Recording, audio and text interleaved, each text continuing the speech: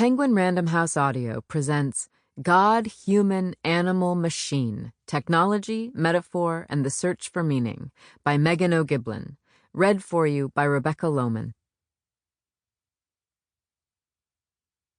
One of the most misleading representational techniques in our language is the use of the word I. Ludwig Wittgenstein.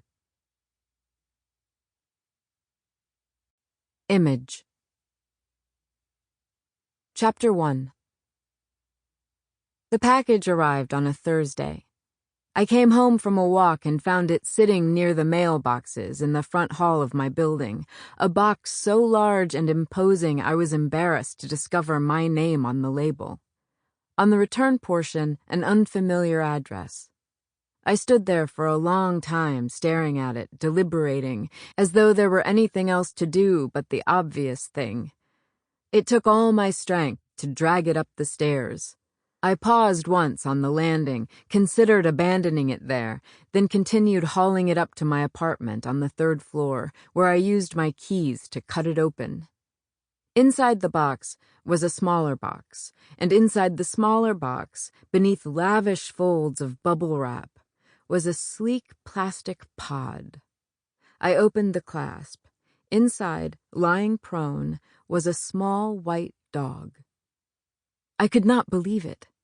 How long had it been since I'd submitted the request on Sony's website? I'd explained that I was a journalist who wrote about technology. This was tangentially true. And while I could not afford the IBO's $3,000 price tag, I was eager to interact with it for research. I added, risking sentimentality, that my husband and I had always wanted a dog, but we lived in a building that did not permit pets. It seemed unlikely that anyone was actually reading these inquiries. Before submitting the electronic form, I was made to confirm that I myself was not a robot. The dog was heavier than it looked. I lifted it out of the pod, placed it on the floor, and found the tiny power button on the back of its neck. The limbs came to life first. It stood, stretched, and yawned. Its eyes blinked open, pixelated, blue, and looked into mine. He shook his head, as though sloughing off a long sleep, then crouched, shoving his hindquarters in the air, and barked. I tentatively scratched his forehead. His ears lifted, his pupils dilated, and he cocked his head, leaning into my hand. When I stopped, he nuzzled my palm, urging me to go on. I had not expected him to be so lifelike. The videos I'd watched online had not accounted for this responsiveness, an eagerness for touch that I had only ever witnessed in living things. When I petted him across the long sensor strip of his back, I could feel a gentle mechanical purr beneath the surface. I thought of the horse Martin Buber once wrote about visiting as a child on his grandparents' estate, his recollection of the element of vitality as he petted the horse's mane, and the feeling that he was in the presence of something completely other, something that was not I, was certainly not akin to me, but that was drawing him into dialogue with it. Such experiences with animals, he believed, approached the threshold of mutuality. I spent the afternoon reading the instruction booklet while Ibo wandered around the apartment, occasionally circling back and urging me to play. He came with a pink ball that he nosed around the living room, and when I threw it, he would run to retrieve it. Ibo had sensors all over his body, so he knew when he was being petted, plus cameras that helped him learn and navigate the layout of the apartment, and microphones that let him hear voice commands. This sensory input was then processed by facial recognition software and deep learning algorithms that allowed the dog to interpret vocal commands, differentiate between members of the household, and adapt to the temperament of its owners. According to the product website, all of this meant that the dog had real emotions and instinct, a claim that was apparently too ontologically thorny to have flagged the censure of the Federal Trade Commission. Descartes believed that all animals were machines, Their bodies were governed by the same laws as inanimate matter. Their muscles and tendons were like engines and springs. In Discourse on Method, he argues that it would be possible to create a mechanical monkey that could pass as a real biological monkey. If any such machine had the organs and outward shape of a monkey, he writes, or of some other animal that lacks reason, we should have no means of knowing that they did not possess entirely the same nature as these animals. He insisted that the same feat would not work with humans. A machine might fool us into thinking it was an animal, but a humanoid automaton could never fool us, because it would clearly lack reason, an immaterial quality he believed stemmed from the soul.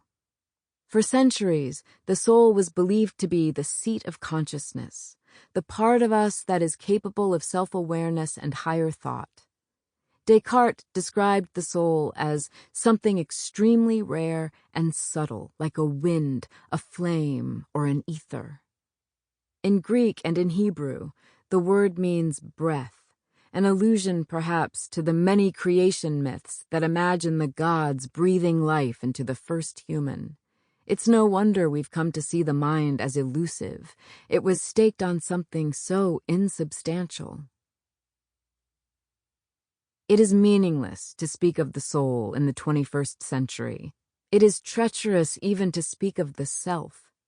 It has become a dead metaphor, one of those words that survive in language long after a culture has lost faith in the concept, like an empty carapace that remains intact years after its animating organism has died. The soul is something you can sell if you are willing to demean yourself in some way for profit or fame, or bear by disclosing an intimate facet of your life. It can be crushed by tedious jobs, depressing landscapes, and awful music. All of this is voiced unthinkingly by people who believe, if pressed, that human life is animated by nothing more mystical or supernatural than the firing of neurons, though I wonder sometimes why we have not yet discovered a more apt replacement, whether the word's persistence betrays a deeper reluctance. I believed in the soul longer and more literally than most people do in our day and age. At the fundamentalist college where I studied theology, I had pinned above my desk Gerard Manley Hopkins's poem, God's Grandeur, which imagines the world illuminated from within by the divine spirit. The world is charged with the grandeur of God. To live in such a world is to see all things as sacred. It is to believe that the universe is guided by an eternal order, that each and every object has purpose and telos. I believed for many years, well into adulthood, that I was part of this illuminated order, that I possessed an immortal soul that would one day be reunited with God. It was a small school in the middle of a large city, and I would sometimes walk the streets of downtown, trying to perceive this divine light in each person, as C.S. Lewis once advised. I was not aware at the time, I don't think, that this was a basically medieval worldview. My theology courses were devoted to the kinds of questions that have not been taken seriously since the days of scholastic philosophy. How is the soul connected to the body? Does God's sovereignty leave any room for free will?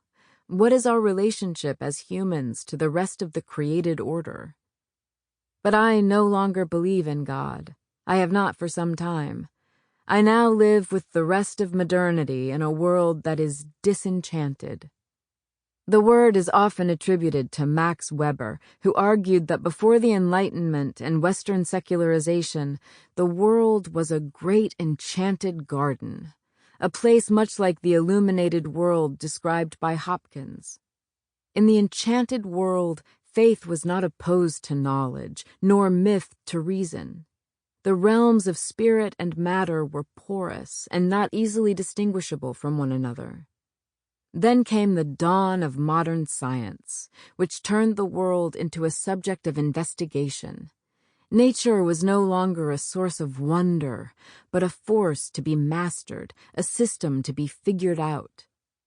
At its root, Disenchantment describes the fact that everything in modern life, from our minds to the rotation of the planet.